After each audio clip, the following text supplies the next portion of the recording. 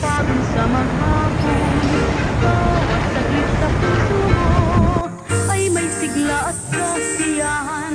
Di mo alintana ang lungkot sa buhay, pawang kulay rosas ang lahat ng... Ang buhay sa nayon ay walang kasing saya, di nakatalaga, nag-aawit ang pina. Tulad ka rin ba ni Corazon de la Cruz at Bonifacio Cruz na naghahangad na makalipad patungong Amerika upang magtrabaho at maging American citizen kung papalarin?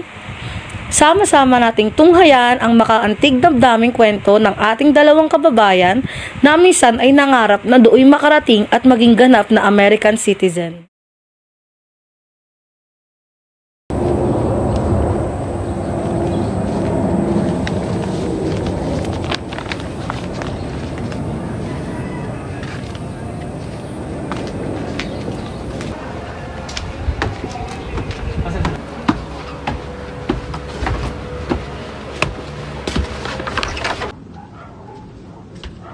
Paano po, Lolo?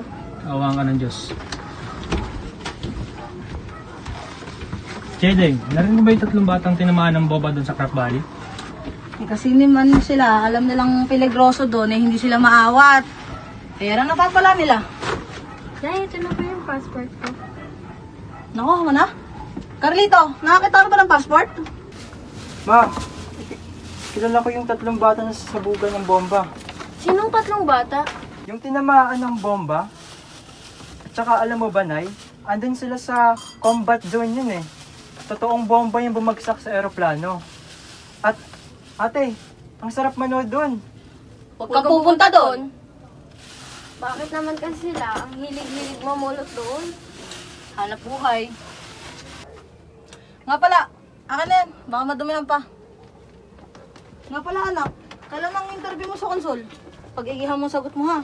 Memoryado ko na po kung sabihin ko, Inay. I want to go to America because I want to gain more experience in modern nursing techniques.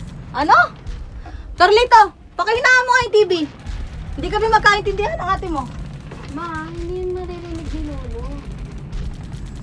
Kahit mahina man yan o malakas, hindi niya rin yan maiintindihan. Kasi nga, English. Ingkong, hindi ba kayo nagsasawa sa gera? Hindi. Ba't ako magsasawa? Yan lang pagugunita sa aking kabataan. Hindi ko din iniisip kamatayan. May iligtas ko lang ang mga tao sa death march. At nung tawarin kong ilog papuntang Hagonoy, nakatakip lamang ng saging ang mga itinakas ko. Kaya wala akong kaba na nararamdaman noon. Dapat pala sa iyo, Ingkong, bigyan ng medalya. Ay nako, kung nakita mo ng labanan noon, panahon ng combat na yan, batang-bata mga sundalo noon. Kung may nakaligtas man sa bombaan sa Bataan, malamang hindi naman nakaligtas sa gera sa Kapas. Pala, nagpunta dito si Bonnie kanina. Anong sabi, Inay? Na-approve na ba application niya? Eh, hindi pa eh. Eh, paano? Kasing haba ng brasong mga aplikanteng nakapila. Palibhasa kasi, high school lang ang natapos. Kaya, US Navy lang ang pwede niya applyan. Hindi katulad mo, nurse ka. Eh kasi naman, Inay, nauli na sa ama si Bonnie. Kaya, nahinto siya sa pag-aaral. Eh, bakit? Pares na kami ng ina ni Bonnie na byuda. Hindi katulad nyo, kayong dalawa ni Carlito, nag-aral kayo. Ngayon, nurse ka na. Ano ang sabi ng travel agent niya? Eh, ayun. Hindi daw siya makapunta ng US. Mababakas sa mukha ni Corazon ang lungkot dahil tila hindi makakasunod sa Amerika si Bonnie batay sa tura ng kanyang ina. Sigurado na ako makakapunta ng state. Siguro mga 1 month pag-alis ni Cora. Mahirap talaga ang maiwan. Ako lang eh. Alam mo, Yuli, kahit napipilit kong ipikit ang aking mga mata, ay di pa rin ako makatulog. Naalala ko si Emilio eh. Kayo naman po kasi, hindi pa kayo si Mama. Aba, paano naman kasi? Wala kaming pamasahe, sabi ng Emilio ko. Yung ticket nga niya sa eroplano ay pay later lang. Tsaka, yun bang tawag dun sa papel na para ka makaalis? Ah, passport. Hindi. Yung isa, di ba dalawang papeles yun? Yung isa passport, yung isa yun bang pumipila ka sa embassy? Visa yun. Yun nga, ang visa nga ni Emilio ko, tourist visa Ako rin nga Sa States din ako mag-apply ng immigrant. Paano kung hindi ka tanggapin? Di uwi ka dito. Hindi mangyayari yun. Sabi ng travel agent ko, marami nang umalis dito na ang visa ay tourist. Saka lang sila nag-apply doon pagdating doon sa may immigrant. Nako, Bonnie! Tumigil ka! Illegal yon. Kapag ikaw nahuli, madedeport ka. Deport? Teka, anong deport? Sa pilitan ka, pauwiin ng gobyerno. Gobyerno pa ang magbibigay sa'yo ng pamasahe. O diba, nakakahiya yun? Pauwiin? Libre pasahe? Ay, di bali na ma-deport siya. Di rin naman ako sanay mag-isa sa Kulambo Masasanay ka din. Ako nga, nung mamatay yung ama ni Bonnie, kung ano ibigay ng Diyos, pagtiisan. Mabuti pa, Bonnie, samahan mo ako. Magsulat tayo kay Emilio. Isa sa pangarap ni Corazon ay ang maisama sa States ang kanyang kapatid, ina at ingkong. Kaya lagi niya itong bukang bibig sa kanila. Inay, tinanong ko pala sa travel agent ko kung paano ko kayo makukuha ni Carl dito. Sabi sa akin, kasi daw exchange visitor program ako. Ay, hindi pala pwede. Kailangan muna, after my internship, uuwi ako dito. Bakit, Corazon? Wala ka na bang balak umuwi dito? Di naman, Nay. Gusto ko lang sana, permanent residence ako, para makakuha ko ng green card. Kapag may green card na ako, mag-a-apply ako US citizen. Di makukuha ko na kayo ni Carl dito nun. US citizen? Ba't ang lalaki naman mata mo? Di ba pag US citizen dapat maputi? Hoy, pagka ka napunta ng States, magsisisi ka. Ingkong, kapag naging US citizen na ako, makukuha ko na kayo ni Inay. Sino mag-American citizen? Ikaw? Opo, aba, masarap yata sa States. Madali kang makakaipon ng pera. At yung mga kaibigan kong nurse, ay naku, ang gagara ng mga kotse nila. At yung mga kunikwento nila sa sulat sa akin, ang gaganda ng mga bahay nila. Wall-to-wall carpeting. At alam mo ba, Carlito, yung mga tsokolate na doon, kasing nakapag ng papel ng grade 1. At yung mga mansanas doon, nabubulok lang sa refrigerator. Samantalang dito sa atin, tuwing Pasko ka lang makakauwi ng mansanas. Sige anak, mag-American citizen ka. Nang magsawa naman tong kapatid mo sa mansanas. Corazon. Yung iniisip mo yung pagkapaway ng iyong pagkamamayan. Pag-uugaling Amerikanong pinapangarap mo. Ang pangarap ko lang naman po ay kumita ng dolyan. Para naman guminhawa naman tayo. Hindi ko nakikita na yung pangarap mo ay pagkaluwang ng ating bansa. Tatang, oportunidad lang naman ang habol ng mga apo nyo. Yung nationalismo na yan, magandang pakinggan, pero hindi mo maaaring mabili ng ulam dyan sa palengke. Ewan ko. Si Andres Bonifacio at Sersan nagpakamatay para tayo nakalaya. Ngayon tayo nakalaya. Gusto nyo naman magpakaduwagi at pumaris sa mga Amerikano? Ay naku mga batang ito. Napakasakit ng ganyan pangarap ko, Corazon. Hindi na pangarap yan. Bangungot, mawawang Pilipinas. Din, nalaro mo na ako. Sige, ingat ka ha. Tayo na, bye.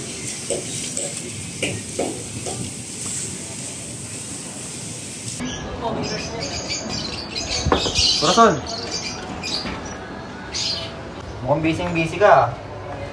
Ay nako, kanina pang umaga nakabantay na kami ng travel agents ko sa passport division. Nakuha ko na yung passport ko. Talagang hindi na napinggan yung pag-alis mo? Wala pa nga akong visa. Talagang iiwan mo na ako? Ito naman, bakit ka naman ganyan magsalita? Hindi ba susunod ka sa akin? Malabo pa yung application ko Pero meron ako sabihin sa'yo. Ano? Pwede yung pakasal mo tayo bago ako umalis. Bonnie, ano ka ba? Ano bang ibig mong sabihin? Ang ibig kong sabihin, baka makalimutan mo na ako pag nakakita ka ng Amerikano. Pambihira naman to. Kung Amerikano lang din naman ang hanap ko, bakit pa ako lalayo? Kung sa Clark o Longga po, marami na akong Amerikanong matutiso. Ikaw nga dyan, baka di pa ako naglalanding sa Amerika, naglanding ka na sa iba. Lang yung naalala ko baka makakita ka ng blue eyes, blonde hair, at six-footer, makalimutan mo na ako. 6-footer, tama ka na nga dyan. Si Ingkong nga lang, sangkaterba ng pabaon nun sa akin. Alam mo ba kung anong sinasabi sa akin ni Ingkong? Ano? Eh di yung mga sinasabi ng katukayo mong si Andres Bonifacio. Ano? Paano nga ba yun? Aling pag-ibig pa kaya ang higit tulad ng pag-ibig sa sariling bayan? O, kita, memoryado ko nakakasermon sa akin. Ako raw ay Pilipino at apo ni Andres Bonifacio. Ay hindi, sabihin mo sa lolo mo, hindi ka apo ng Andres Bonifacio, girlfriend ka ni Bonifacio. Kinabukasan, nagtungo si Corazon sa opisina ng kanyang travel agent upang asikasuhin ang ilang papeles at humingi din ng tulong para kay Bonnie.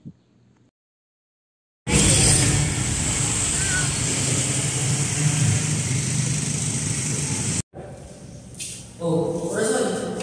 Madalas ka. Mapala natin ang problema ng kaibigan mo. Yung nurse. Hindi, application siya sa US Navy. Oh, na-approve na ba? Sabi, pero wala pa rin mangyayari. Maaari ko pa siya kasama dito. Sure, ano pangalan niya? Bonifacio Santos. Di isa mo siya na nakakausap ko. Ang pag-asa namin ay makasunod siya sa akin sa States. Teka. Ito ba si Bonifacio ay kaharap? Kaibigan. Kaibigan? Meaning friend or kaibigang someone you love and someone with you return. Huwag kang maingay. Si Yoli na ina ni Bonnie ay nagtatrabaho bilang sales clerk sa PX Retail Store. Ngunit, sa kanyang paggawa, tila laging nakatutok sa kanya ang mata ng isang merchandise control guard.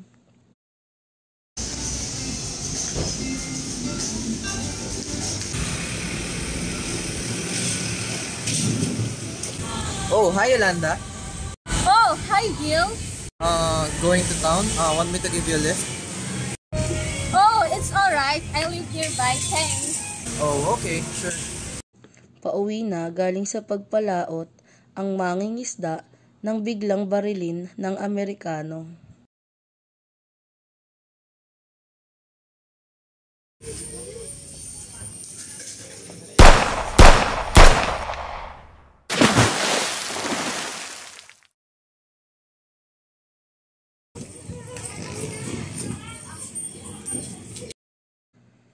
Ganun lang kadali para sa mga Amerikano na kumitil ng buhay ng Pilipino.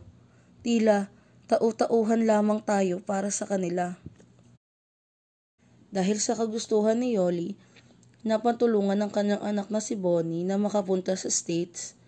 Humingi siya ng tulong sa isang Amerikano na tila may pagtingin sa kanya.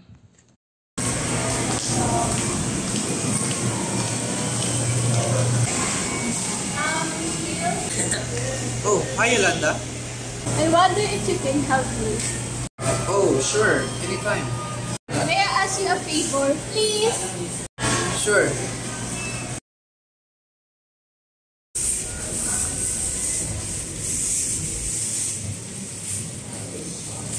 Ano nakatago yun sa bag mo?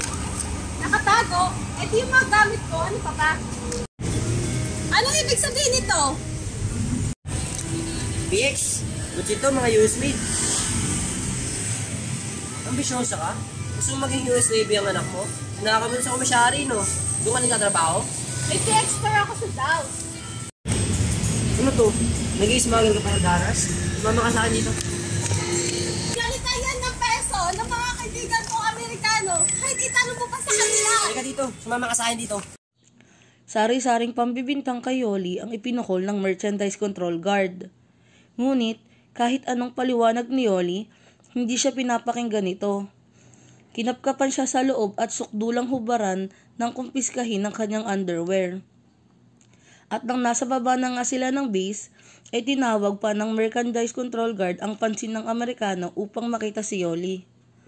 Labis na ang kahihiyan na tinamo ni Yoli matapos pagtawanan ng mga Amerikano at bastusin ng isang merchandise control guard. Kaya naman nang siya'y umuwi, ay hindi na niya mapigilang itago ang sakit na sinapit sa anak na si Bonnie. Iiyak na lang ba kayo? Wala na ba kayo ibang dapat gawin kundi umiyak na lang?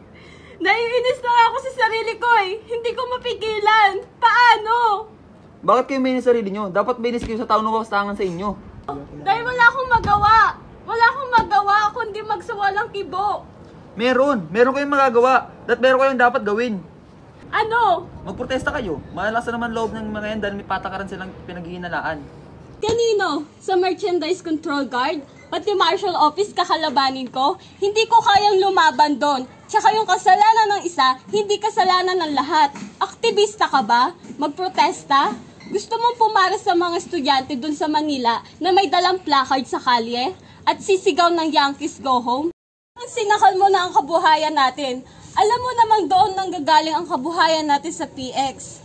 At ikaw anak, paano ang application mo sa US Navy? Paano ang pagpunta mo sa Amerika? Hindi lang protesta ang dapat natin gawin. Magdemanda tayo. Magdemanda kayo. Pumayag din si Yoli sa nais na anak na si Bonnie. Magdedemanda sila laban sa Merchandise Control Guard na lumapastangan sa kanya. Ngunit, pagkaraan ng ilang araw, pinuntahan siya ng Merchandise Control Guard sa kanilang tahanan kasama ang 2 pang lalaki. Nagsagawa ng raid at kinumpiska ang lahat ng mga paninda nila dahil patuloy pa rin iginigiit na ang mga paninda ni Yoli ay ninakaw sa PX store. Kaya naman agad silang nagtungo sa opisina ni Attorney Sunga. Ngunit, ayon din kay Attorney Sunga, wala talagang magagawa laban sa kanila dahil walang jurisdiction ang Pilipinas sa US states. Ibig sabihin, walang kapangyarihan ang batas ng Pilipinas na nasa loob ng base. Kahit may sapat na ebidensya at nasa katwiran pa, hindi sila maaaring usugin at hukumin ng ating bansa. Ang pangyayaring ito ay nagpabago sa kaisipan ni Bonnie. Isinaisan tabi niya ang mga pangarap niyang maging US Navy pa. Gustuhin man makatulong ni Carlito sa gawain, lagi na lang siyang pinagtutulakan. Kaya naman, habang abala ang marami, naisip niyang magpalipad na lamang ng saranggola sa Crow Valley. Nagtungo siya sa lugar na kung saan kabilin-bilinan sa kanya na huwag pupuntahan ang Crow Valley.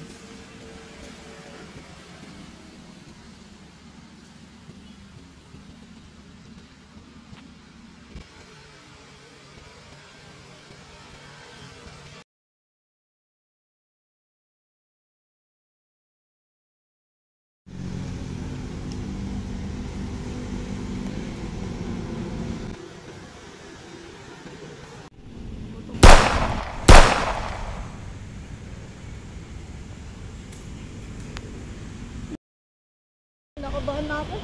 Kanina pa natin hindi nakikita yung kapatid mo, Corazon. Sabi ko naman sa'yo, banlayan mo kanina. Maraming tao kanina. Hanapin natin. Kahit saan. Dito! Dito! Si Carlito, wala tayo. Carlito! Carlito! Carlito! Carlito! Bakit? Carlito, anak ka! Sabi ko sa'yo, huwag ka pupunta. Sino ay gawa sa'yo nito? Carlito!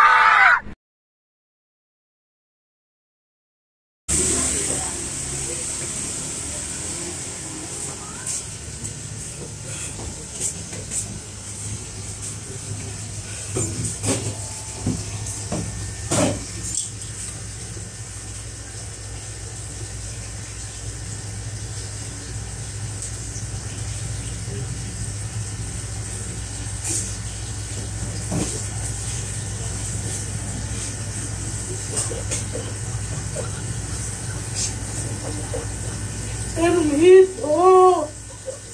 Carlito! Anak ko! Carlito!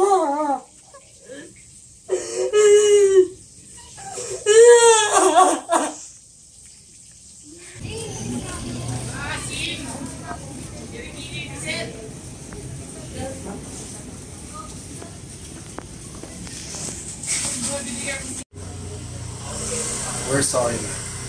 It was an accident. He was mistaken for Ivan.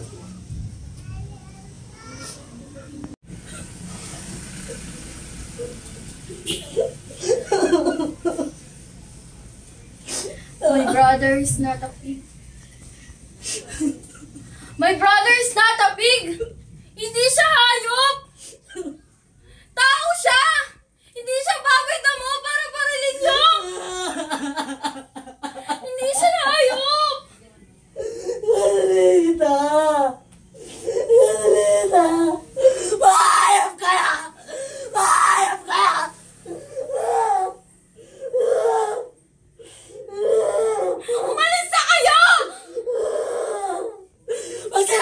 dito! Magsilayas ka na! Mahayang kayo, Amerikana kaya! Ano bang kinakakatakot ka, inay? Kung itutuloy mo yung demanda, maaari kang hindi makaalis. Maaari nilang tutulan ng pagpunta mo sa States. Wala naman na akong interest makapunta ng States eh. Ang interest ko na lamang ay may pakulong ang gwadyang bumaril kay El Carlito. Corazon, humingi na sila ng tawad. Ganun na lang po ba yun, inay? Magsasorry sila tapos na? Mas lalo lang lalaki ang sunog, Corazon. Manonood na lang ba tayo sa mga pinaggagawang pagbaril ng mga Amerikano sa mga Pilipino? Nang hindi kasali si Carlito, nanood lang tayo. Pero ngayon, ano ba tingin nila sa atin? Mga hindi tao? Ang tingin nila sa atin, mga tau-tauhan? Mapapares lang tayo sa isang gamo-gamo. Gamo-gamong tumatalon sa apoy. Opo, inay. Gamo-gamo lang tayo. Pero dapat nilang malaman, kahit maliit na gamo-gamo, hindi takot sa apoy. Natatakot ako sa gagawin mo, Corazon. Nagdemanda din si Corazon laban sa mga gwardyang si Corporal James Smith. Ngunit, katulad na nangyari sa reklamo ni Nayoli, iisa pa rin ang sagot ng attorney. Walang jurisdiction ang Philippine Court. Babayaran lamang ng dolyar ang pamilya at tapos ang usapan. Sa makatuwid, wala ring nasagot sa pagkamatay ni Carlito. Walang kasing tamis sa buhay ko kung hindi ang laging marinig ang sariling awit at himig. Yung mapapansin, lambing na taglay sa magandang tinig. At malilimot ang hinanakit na malaon ng katilolo ko na laging merayuma, nagpilit ding magsayaw nang masabing pwede pa kahit na siya ay 80 na. Ang buhay sa nayon ay walang kasing saya, binata at dalaga, nag-aawit ang tina at pati lolo ko na laging merayuma, nagpilit ding magsayaw nang masabing pwede pa kahit na siya ay 80 na. Walang kasing tamis sa buhay ko kung hindi ang laging marinig ang sarili